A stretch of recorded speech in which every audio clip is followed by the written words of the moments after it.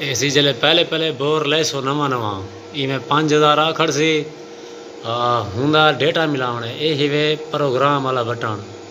ए PRG programme थई जोर देवणे ए हुण PB आ गए उमें ते बे भी हैं ने फंक्शन इन्हें को ना ए PB आया खड़े PB दे विच वन कोलो ए डेटा इंटर ते जोर देसो भला इन बाद वजने PB04 विच 1 2 3 4 ये हुण PB04 आ गए डेटा इंटर करना है ये डेटा इंटर थी गए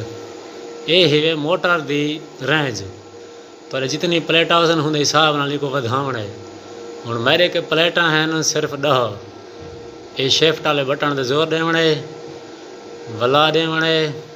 देवणे ये माए को वधना पिया था 1 2 3 4 ये मेरे प्लेटन के हिसाब नाल 74 ते मोटर खड़ावनी है ये डेटा इंटर करना है भला ये डेटा इंटर थी गए ये हुण PB05 आ गए भला हिंदे विच पेवण है हाँ ये आ गए 00 ये है फिर कौन सी एक 5000 करना है ये शिफ्ट वाले बटन से हुण जोर देवण है ये आखिरी 0 टपदा पे ये को 5 करना है ये उतले तीर तो देना पिया 1 2 3 4 ये 5 ये 5000 पूरा थी गया ये वाला डेटा इंटर ये थी गए ये हुण PB06 आ गए वाला डेटा इंटर करना है इतना 6 दे विच आया खड़े 1 ये ठीक है वाला डेटा इंटर करना है PB07 आ गए वाला डेटा इंटर करना है ये हुण आ गया 103 एक शिफ्ट वाले बटन ते जोर देवणे ये डेच गए एक करने असां 150 ये थी गई 150 ठीक है ना हुण डेटा इंटर करना है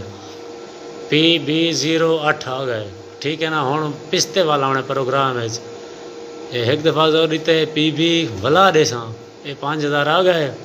ये हावी इन सेटिंग ये हुण चले ना पिया ये में बोर चल वे सी ये दे पाए फिर कौन सी वधदी वेंदी है हम जितना बेड़ा